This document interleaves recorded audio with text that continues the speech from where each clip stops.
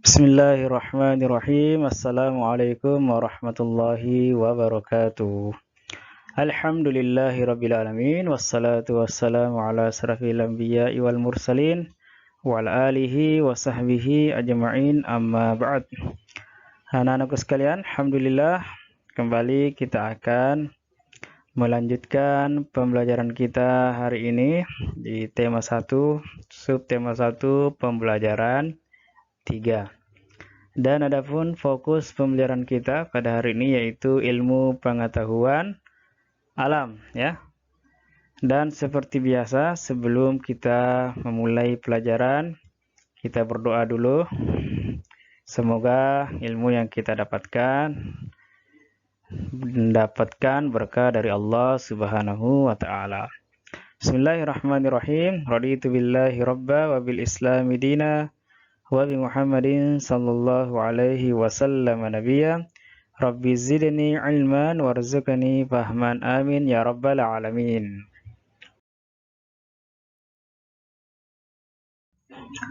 Baik anak-anakku sekalian,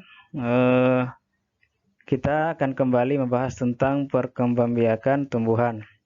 Ya, di pertemuan sebelumnya kita sudah mempelajari perkembangbiakan tumbuhan secara generatif atau secara kawin, yaitu ya proses penyerbukan dan pembuahan yang terjadi pada bunga ya, meleburnya serbuk sari di kepala putik. Nah, adapun pembelajaran kita hari ini akan membahas tentang perkembangbiakan tumbuhan secara vegetatif atau tidak kawin. Nah, perkembangbiakan secara vegetatif ini terdiri dari dua cara. Ada yang alami dan ada yang buatan. Nah, insya Allah kita akan membahas vegetatif ini baik secara alami maupun secara buatan. Perhatikan ya. Nah, perkembangbiakan secara genetik ya, seperti kita ketahui bahwa ada yang alami. Apa itu vegetatif alami? Yaitu perkembangbiakan yang terjadi tanpa campur tangan manusia ya. Tanpa campur tangan manusia. Kemudian yang kedua, vegetatif buatan, yaitu yang terjadi perkembangbiakan yang terjadi dengan campur tangan manusia. Ini harus kalian ketahui perbedaannya, baik itu alami maupun buatan. Nah, sekarang perhatikan, kita akan melihat contoh-contoh perkembangbiakan vegetatif alami pada tumbuhan ya. Baik, kita lihat yang pertama. Yang terjadi dengan pada bawang merah ya, atau bawang bombay ataupun bawang putih. Itu berkembangbiak vegetatif alami dengan cara melalui umbi lapis ya. Nah, umbi lapis ini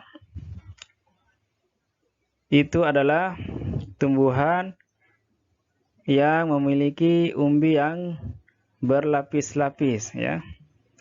Nah, di tengah umbi itu ada tumbuh tunas ya, berlapisan-lapisan ini. Kemudian bagian yang berlapis-lapis itu adalah daun dengan satu atau dua kuncup. Nah, pada bagian bawah batang tumbuh akar serabut ya, tumbuh akar serabut. Nah, jika umbi tersebut ditanam, maka akan tumbuh tumbuhan yang baru. Baik, yang kedua, umbi batang ya. Nah, anak-anakku sekalian pernah lihat kentang ya, kentang. Nah, biasanya kentang itu kalau disimpan di tempat yang lembab ya, apalagi kentang yang agak tua, maka di situ akan muncul tunas ya, seperti ini tunasnya. Nah, ini bisa tumbuh apalagi ditanam. Maka ini adalah cara perkembangbiakan dengan vegetatif alami melalui umbi batang. Oke, perhatikan selanjutnya. Berkembangbiak vegetatif alami dengan cara bertunas. Ya, bertunas. Perhatikan pohon pisang ya. Pernah lihat pohon pisang? Nah, di situ ada muncul anak ya, anak dari sini. Ini namanya tunas dengan cara tunas. Ya, ini akan menjadi tumbuhan baru. Begitupun juga namanya tumbuhan cocor bebek ya, cocor bebek juga yang bertunas pada daunnya. Nah, ketika tunas ini jatuh ke tanah, itu akan muncul tumbuhan baru ya, dan berkembang menjadi cocor bebek yang tumbuh besar. Kemudian dengan cara stolon atau geragi ya, dengan cara stolon atau geragi. Ya, geragi adalah batang yang merambat di atas tanah. Ya, geragi ini tersusun atas ruas-ruas. Nah, setiap ruas yang menempel pada tanah akan membentuk akar dan tumbuh tunas baru. Nah, di sini biasa di ruas-ruas ya akan tumbuh akar. Akar itulah yang menempel di tanah. Nah, jadi walaupun kalian memotong di sini sudah tumbuh akar, maka tumbuhan itu akan tetap tumbuh. Ya. Nah, ini biasanya banyak ditemukan di tanaman strawberry ya, strawberry. Nah, selanjutnya dengan cara spora ya, spora. Nah, spora ini biasanya banyak terdapat di tumbuhan paku. Ya, misalnya suplir ya. Nah, balikkan daunnya, lihat di belakang daun tersebut terdapat bagian-bagian yang bulat ya, yang kecil-kecil. Itulah namanya kotak spora. Ya, kotak spora. Kemudian di dalam kotak spora akan terdapat spora. Nah, biasanya spora ini tidak dilihat secara langsung. Ya, apalagi menggunakan mata yang tidak menggunakan mikroskop. Nah, kalau mau lihat secara jelas, gunakanlah mikroskop. Ya, kalian bisa melihatnya. Biasa juga kita temukan di bunga kembang doa ya, kembang doa. Di situ biasa ada spora, yang jika spora itu jatuh ke tanah, maka akan tumbuh tumbuhan yang baru. Itu namanya perkembangbiakan secara alami. Dan yang terakhir, dengan cara rizoma. Nah, pernah melihat jahe ya, atau kencur, atau lengkuas ya. Nah, di situ akan kelihatan rizoma ya, apalagi misalnya jahe disimpan di dapur, lama-kelamaan akan muncul tunas-tunas begini ya. Nah, ini namanya rizoma ya, dengan cara rizoma. Ya, akan tumbuh ya, bersatu dengan tumbuhan induknya. Ya, rumput juga begitu ya, rumput itu juga berkembang biak dengan rizoma ya, rizoma. Ya. Baik, kemudian kita akan selanjutnya kita akan melihat perkembangbiakan vegetatif atau dengan bantuan manusia ya, dengan bantuan manusia. Nah, bagaimana caranya? Kita lihat satu persatu. Yang pertama dengan menyetek, dengan cara menyetek atau setek. Nah, setek ini adalah perkembangbiakan dengan cara menanam potongan atau bagian dari tumbuhan ya. Bagian tumbuhan yang dapat ditanam dapat berubah batangnya ya. Misalnya singkong. Nah, bisa ditanam hanya dengan batangnya. Kemudian dengan tangkainya, seperti tanaman bunga mawar ya, bunga mawar.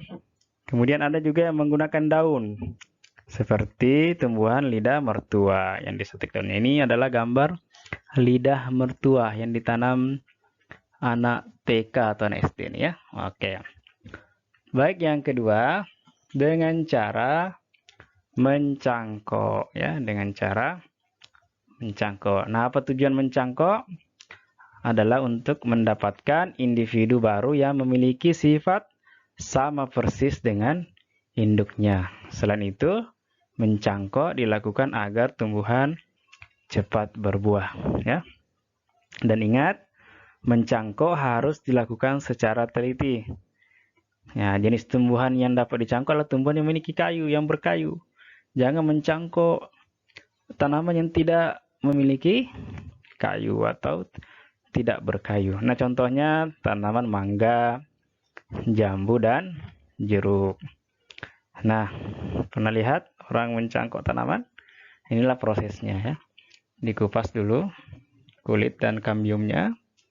Kemudian setelah dikupas, yang bagian yang dikupas ini ditutup dengan tanah yang dibungkus dengan plastik atau sabut kelapa. Kemudian setelah itu ditutup, diikat dengan tali. Ya, harus ikatannya kuat. Kemudian setelah itu disiram agar tetap lembab. Nah, setelah tumbuh akar ya di sebelah sini, maka ranting ini bisa dipotong, kemudian ditanam kembali, maka akan tumbuh tumbuhan yang baru. Kemudian selanjutnya adalah menyambung, ya, menyambung atau mengenten. Ya, menyambung atau mengenten bertujuan untuk menggabungkan dua sifat unggul dari individu yang berbeda. Misalnya, ya, untuk menyokong tumbuhan yang dibutuhkan jenis tumbuhan yang memiliki akar yang kuat. Ya, karena terkadang ada satu pohon tidak memiliki akar yang kuat, maka disambung ke pohon yang memiliki akar yang kuat. Ya, dan ingat, tumbuhan yang bisa disambung adalah tumbuhan yang sekeluarga, ya, yang sejenis, ya, seperti tomat, ya, dengan terung, ya. Baik. Selanjutnya adalah menempel, ya, menempel atau okulasi. Nah, ini okulasi adalah menggabungkan mata tunas suatu tumbuhan pada batang tumbuhan yang lain. Dan tumbuhan yang akan ditempeli harus kuat. Harus kuat, yang bertujuan untuk menggabungkan dua tumbuhan yang berbeda sifat. Nantinya akan dihasilkan tumbuhan yang memiliki dua jenis buah atau bunga yang berbeda sifat. Oke.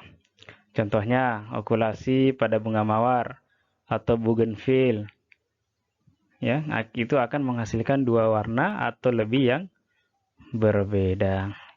Ya, lihat, biasanya kita temukan ada tanaman bougainville atau kembang kertas yang bunganya bermacam-macam, ya. Itu bisa dilakukan dengan cara okulasi atau menempel. Nah, kemudian, ya, dengan cara merunduk. Ini dengan cara merunduk, ini merunduk, ya. Nah, merunduk merupakan proses menimbun batang. Nah, ini batang ini yang merunduk ke tanah, setelah itu ditimbun. Ditimbun dengan tanah. Setelah itu pada batang yang ditimbun akan muncul atau tumbuh akar. Akan tumbuh akar.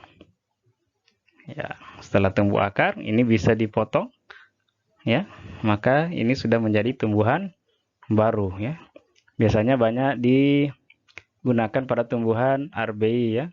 Apel, tebu juga bisa, stroberi dan melati, ya. Ini cara merunduk. Nah, yang terakhir dengan cara kultur jaringan. Dengan cara kultur jaringan. Di sini biasanya dilakukan di lab-lab, laboratorium.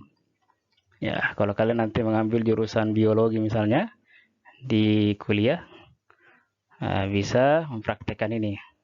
Mengambil bagian akar wortel yang dikultur, ya. Kemudian disimpan di wadah yang sudah disiapkan, wadah tertentu. Kemudian tumbuh wortel baru yang